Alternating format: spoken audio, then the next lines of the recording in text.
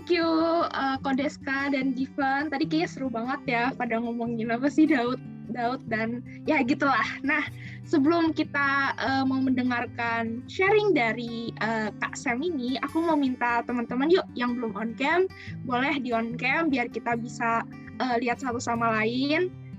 Kita bisa kenal juga, lebih kenal lagi sama kalian. Dan oke deh, aku persilahkan kepada Kak Samuel untuk memulai pemaparan materinya ya Kak. Silakan Kak. Oke, shalom semuanya. Yuk kita sama-sama tundukkan kepala, kita masuk dalam doa. Bapa yang ada dalam surga, kami bersyukur kalau malam hari ini Kau satukan kami anak-anak-Mu untuk kami boleh bersama-sama merenungkan kebenaran firman-Mu. Kami boleh bersekutu bersama-sama.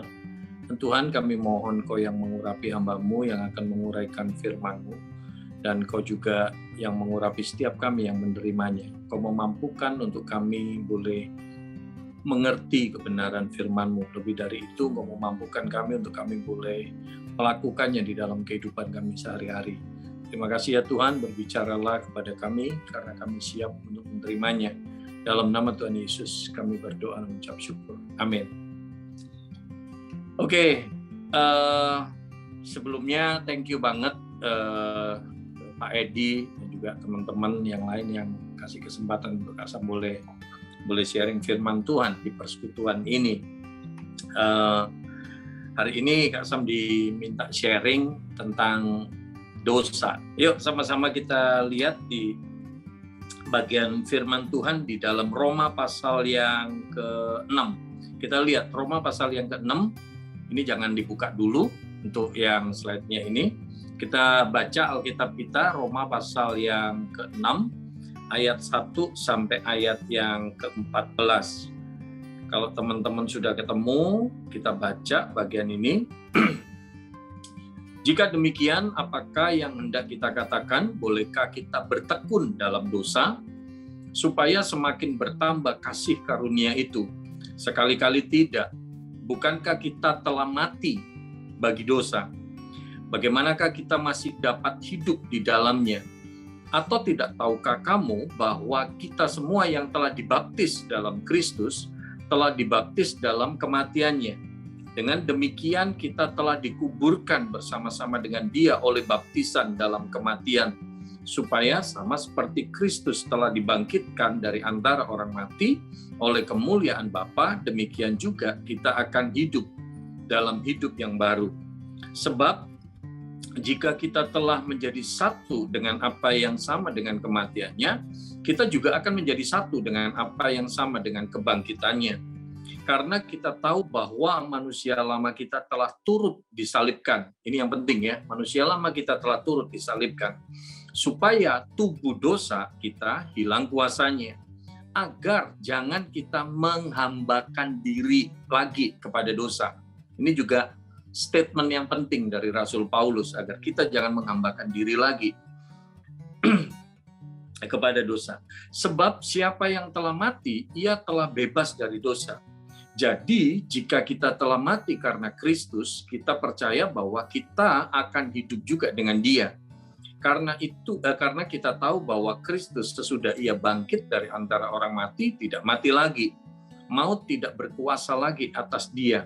Sebab kematiannya adalah kematian terhadap dosa, satu kali untuk selama-lamanya. Dan kehidupannya adalah kehidupan bagi Allah. Demikianlah kamu memandangnya, bahwa kamu telah mati bagi dosa. Tetapi kamu hidup bagi Allah dalam Kristus Yesus. Sebab itu hendaklah dosa jangan berkuasa lagi di dalam tubuhmu yang fana, supaya kamu jangan lagi menuruti keinginannya. Dan janganlah kamu menyerahkan anggota-anggota tubuhmu kepada dosa untuk dipakai sebagai senjata kelaliman. Teman-teman, ayat 13 ini penting sekali ini. Ini ayat yang sangat luar biasa yang Paulus tulis ya. Dan janganlah kamu menyerahkan anggota-anggota tubuhmu kepada dosa untuk dipakai sebagai senjata kelaliman. Tetapi, nah ini penting, serahkanlah dirimu kepada Allah sebagai orang-orang yang dahulu mati tetapi yang sekarang hidup. Dan serahkanlah anggota-anggota tubuhmu kepada Allah untuk menjadi senjata-senjata kebenaran.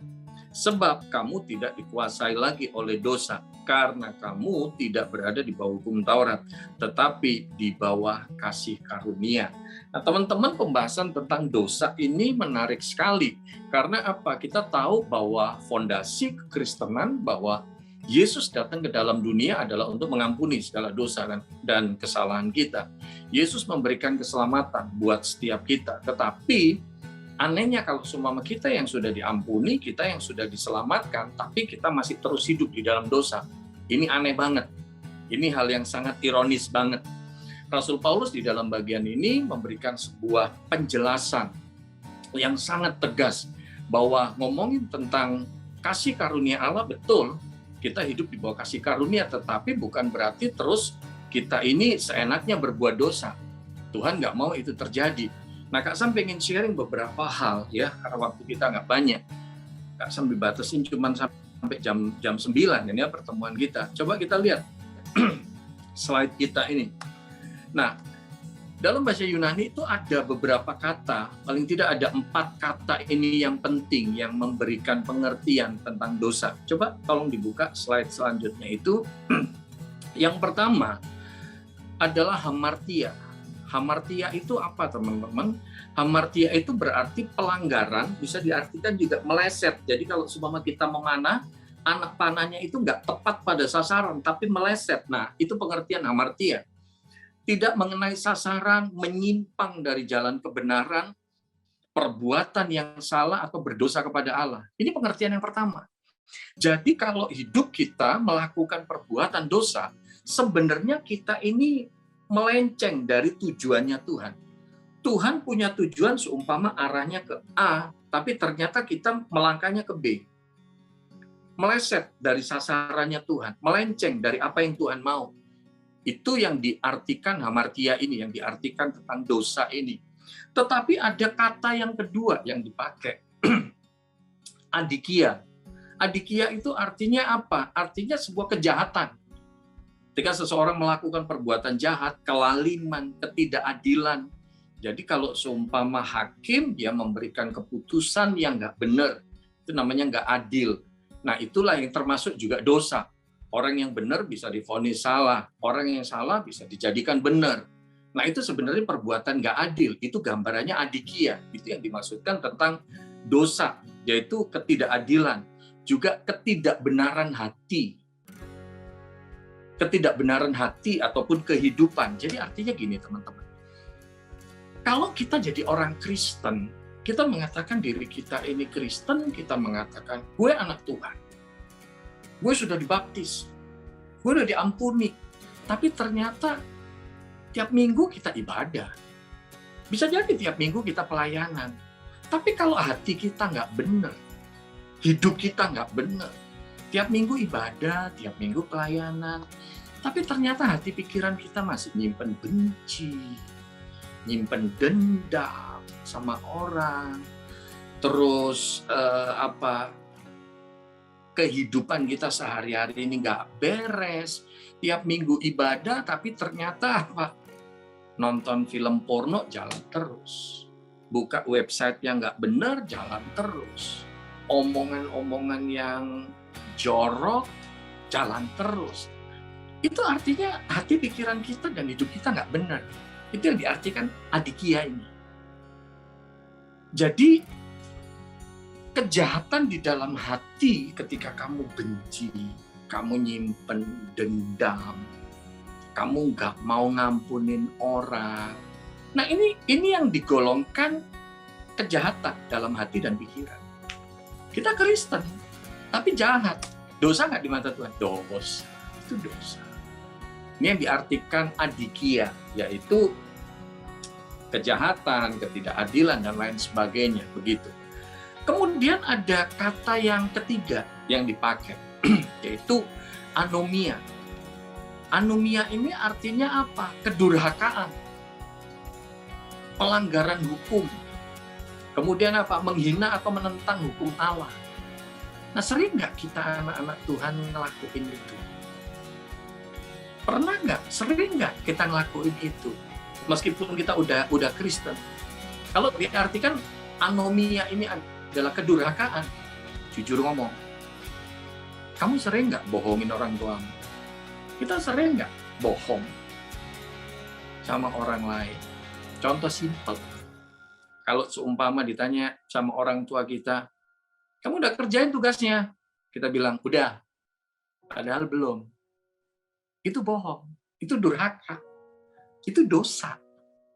Nggak ada namanya di mata Tuhan itu, Kak Sam, ini kan dosa kecil, Kak Sam. Nggak apa-apa lah, dosa kecil. Udah. Di mata Tuhan dosa ya dosa. Gede, kecil, dosa itu. Dosa. Dosa. Nah, ini yang diartikan anomia. Jadi, kedurhakaan ketika kamu berkata bohong, kamu nggak jujur, ya, kamu ngerjain tugasmu di sekolah, kamu ulangan nyontek, itu nggak jujur, itu durhaka. Kamu melawan orang tuamu, nggak ada hormat. Padahal firman Tuhan kan bilang, orang tua, kita punya tanggung jawab untuk ngurusin anak-anak kita. Suami punya tanggung jawab untuk mengasihi istri. Istri punya tanggung jawab untuk tunduk sama suami. Itu kan yang diajarin firman Tuhan. Anak mesti hormati orang tua kita. Tapi ketika kita berontak, kita ngelawan sama orang tua, kita ngomong kasar sama orang tua, kita nggak respect, itu dosa. Nah, teman-teman, sebenarnya dosa itu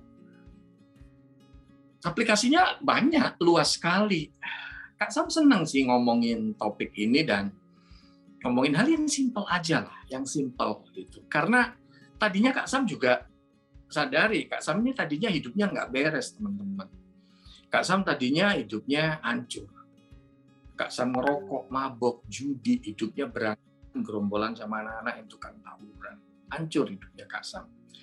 Kak Sam baru kenal Kristus, baru bertobat waktu Kak Sam STM kelas 2. Kak Sam baru kenal Kristus dan baru dibaptis STM kelas 2 itu. Nah, teman-teman, kadang-kadang dalam kehidupan kita yang mengatakan, gue Kristen, saya anak Tuhan, saya sudah dibaptis, tapi ternyata seringkali hidup kita nggak ada kejujuran. Nah, ayo kita belajar. Mungkin orang tua kita nggak tahu. Di sekolah kita nyontek, dapat nilai bagus. Wih, rasanya seneng. Guru gue nggak tahu. Tolong ingat, Tuhan tahu, bos. Tuhan tahu. Ketika kita nggak jujur, ada sebuah kebohongan, ketidakjujuran. Nah, ini pelanggaran hukum. Contoh simpel kalau ngomongin pelanggaran hukum. Kadang-kadang kita anak Tuhan, mungkin tingginya kita udah pas, tapi ternyata kita di jalanan kita belum punya SIM, kita naik motor nggak pakai helm, itu yang melanggar hukum. Simple. Rasanya loh, kan biasa, ada banyak orang juga begitu, banyak orang begitu, tapi kita anak Tuhan, status kita beda.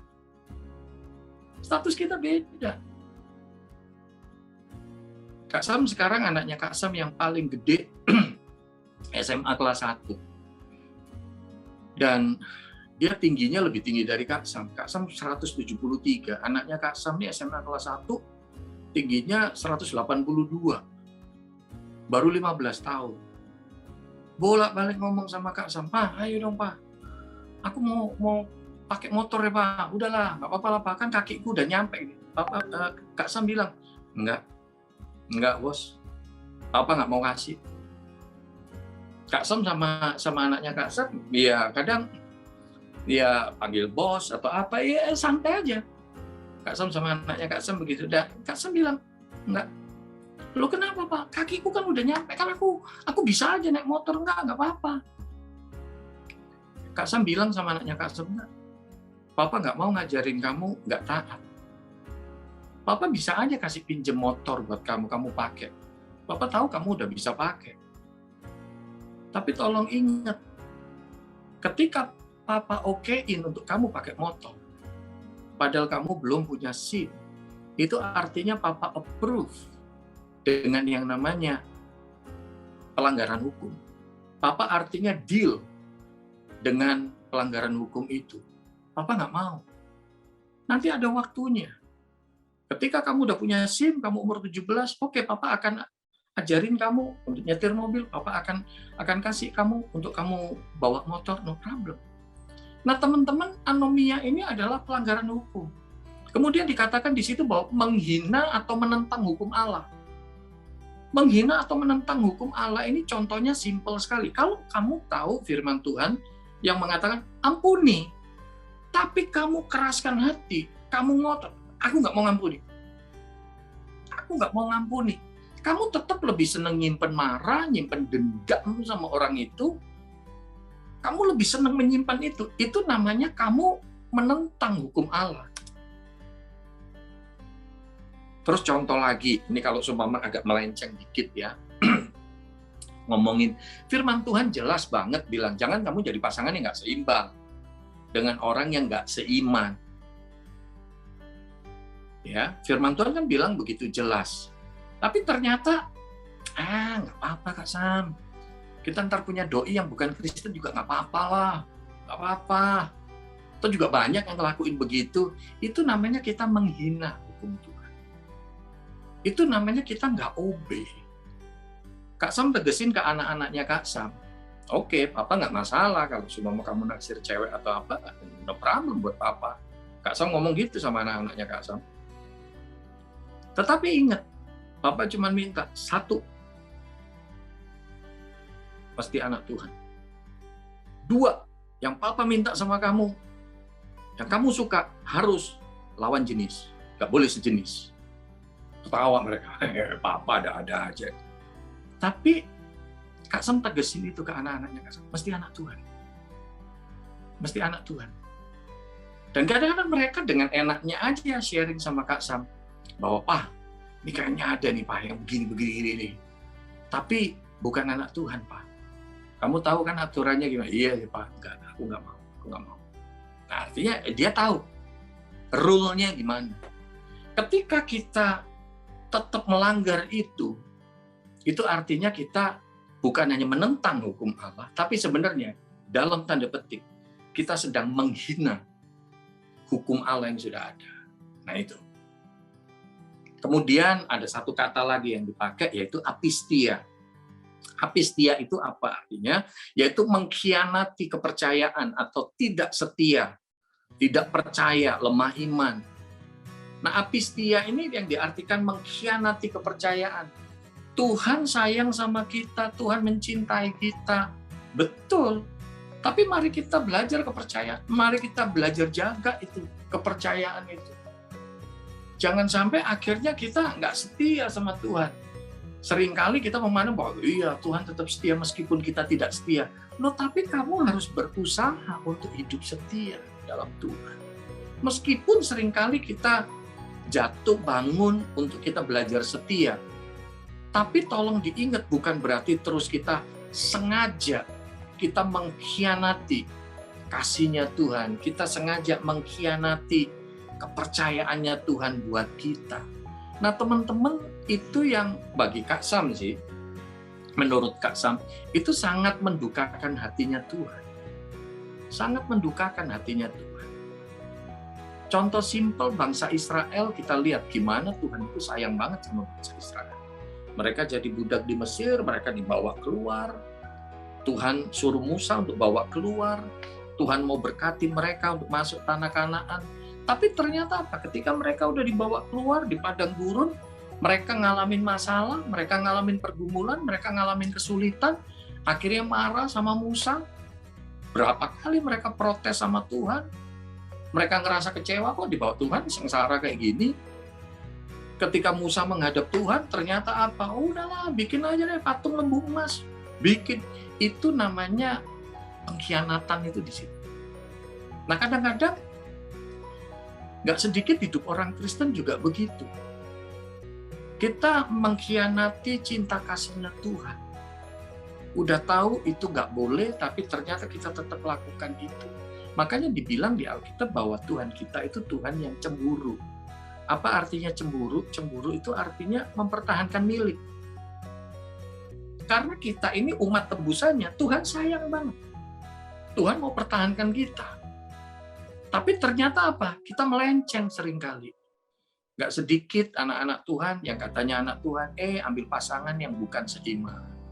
Nah, itu kan namanya kita mengkhianati Tuhan, mengecewakan Tuhan. Nggak setia sama Tuhan. Ketika kita diberikan tugas, tanggung jawab sama Tuhan, seringkali kita nggak do the best untuk Tuhan. Nah, teman-teman, ayo kita belajar jadi orang yang setia. Kata setia itu, kalau di bahasa Yunaninya pakai kata pistos. Pistos itu artinya berpegang erat. Itu orang setia. Berpegang erat. Contohnya kita lihat itu kalau di Perjanjian Lama itu Yusuf tuh. Dia di rumah bapaknya disuruh ngembalain kambing domba, diurusin dengan baik. Dia setia jalani tugasnya itu. Ketika dia ada di rumah Potifar, sama Potifar dipercayain ngurusin rumahnya, ngurusin ladangnya, semuanya diurusin dengan baik. Di situ dia tetap setia. Kemudian apa? Waktu difitnah istri Potifar masuk ke dalam penjara, di penjara, kepala penjara mempercayakan semua tugas tanggung jawab sama Yusuf. Dilakuin dengan baik, semua tahanan itu diurusin dengan baik. Sampai akhirnya diangkat jadi orang kedua di Mesir, dipercaya sama Fir'aun, untuk 7 tahun kelimpahan itu ngurusin gandum kayak gitu, 7 tahun kelaparan, Yusuf ngurusin, well organized, setia. Setia itu ngomongin karakter. Nah, mari kita belajar, kalau kita menyebut diri kita, gue anak Tuhan, saya anak Tuhan, Bapak kita setia. Ayo kita belajar setia sama Tuhan. Nah, dosa adalah kehidupan kita yang gak setia. Kita mengkhianati cinta kasihnya Tuhan. Makanya ini penting sekali sih buat Kak Sam juga. Kak Sam seringkali bilang, buat Kak Sam itu khotbah yang paling berat ketika di momen Jumat Agung. Di momen Jumat Agung itu paling berat. Kenapa? Karena Kak Sam seringkali, lebih lagi kalau di Jumat Agung kadang-kadang ada video klip film Passion of the Christ gitu ya, yang diambil sedikit gitu, jadi ya sedikit gitulah tentang film itu Kak Sam seringkali nangis. Kak Sam cuman berpikir, Tuhan harusnya aku yang dihukum, tapi Tuhan sudah gantiin aku, Tuhan sudah ampuni aku. Nah, mari kita belajar setia sama Tuhan. Rasul Paulus itu contoh di Perjanjian Baru. Kalau tadi Yusuf contoh di Perjanjian Lama, Perjanjian Baru Rasul Paulus dia setia sama Tuhan. Nah, teman-teman, ayo kita belajar jadi orang-orang yang setia. Karena dosa salah satu artinya adalah ketidaksetiaan. Ketidaksetiaan, ya.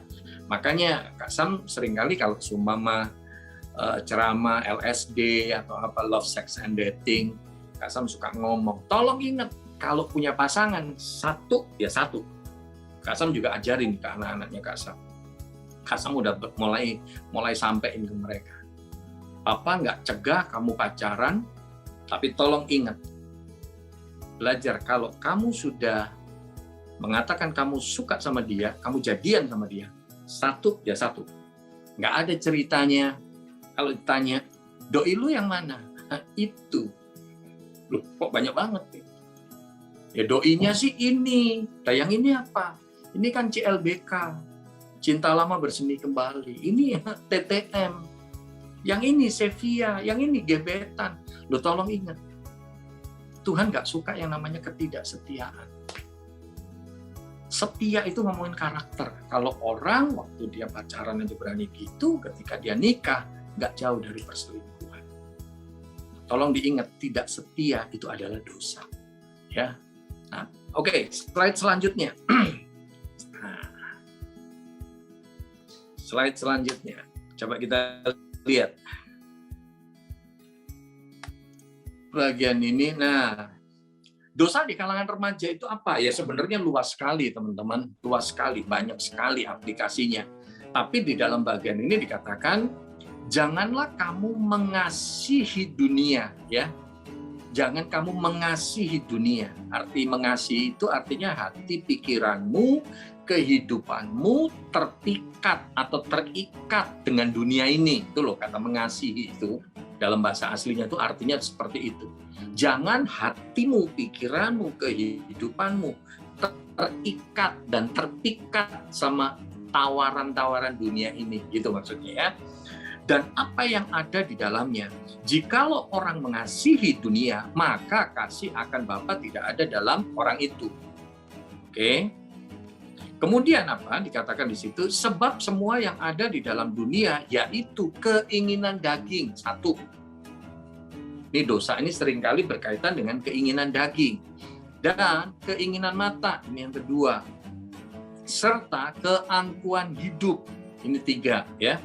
Bukanlah berasal dari Bapa, melainkan dari dunia. Dan dunia ini sedang lenyap dengan keinginannya. Dunia ini sedang menuju kepada kebinasaan dengan segala keinginannya itu.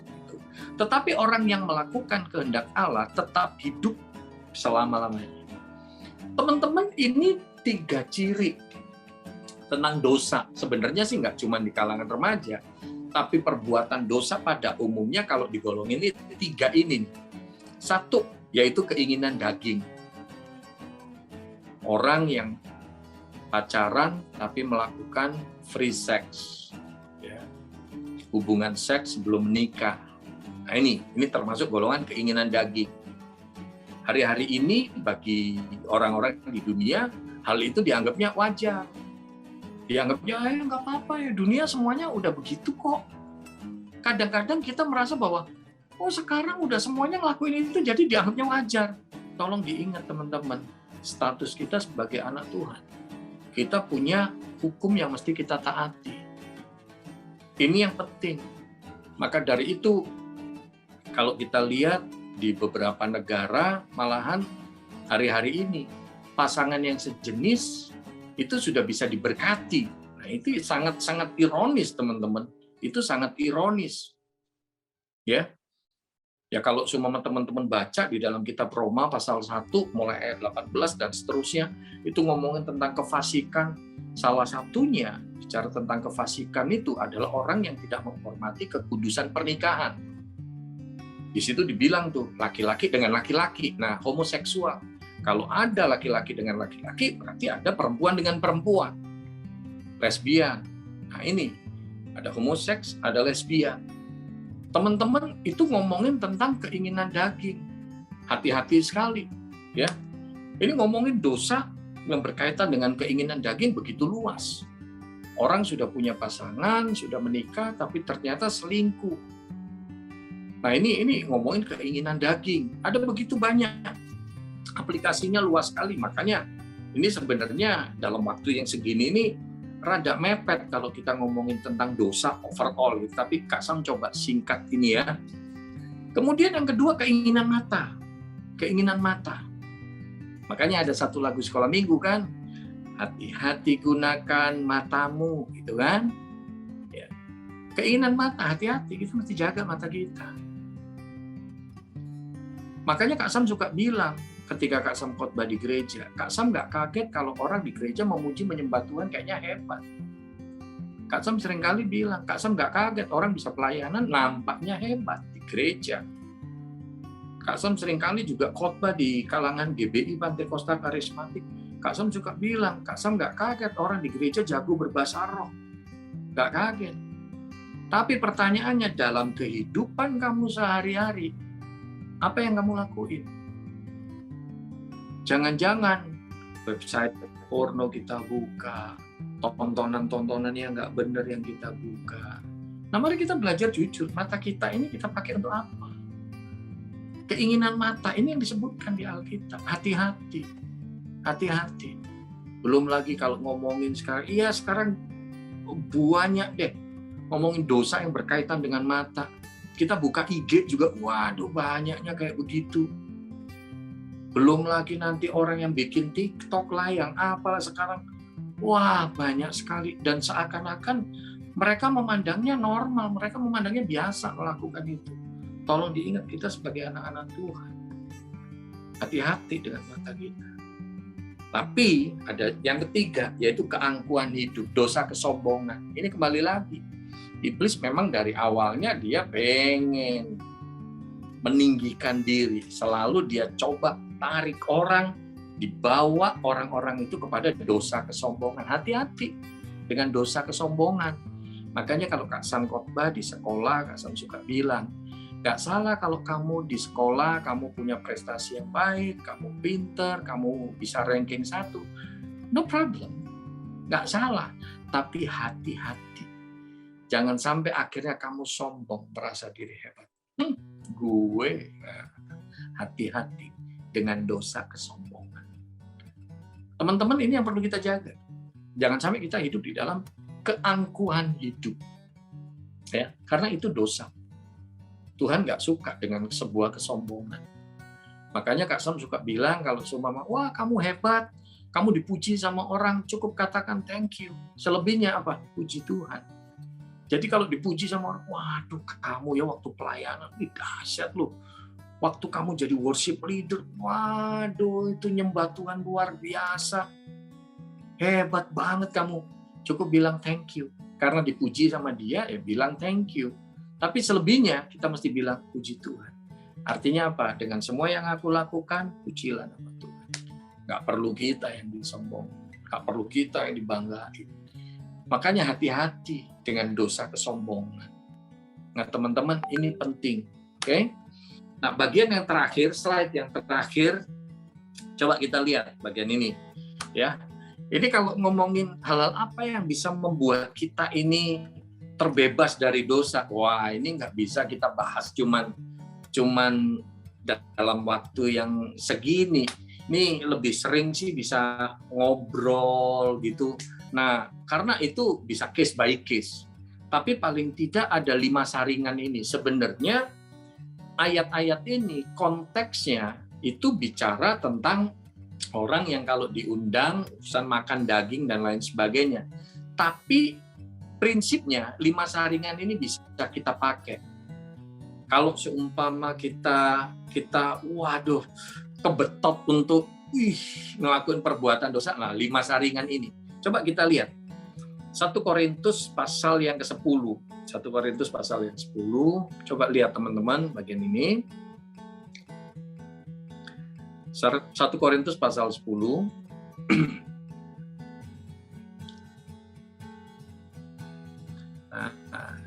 Nanti kita lihat ya beberapa ayat nih.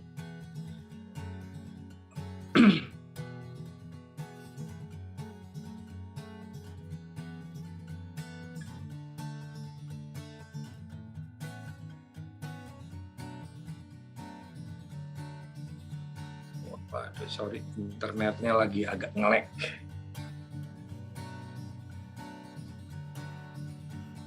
Bentar ya.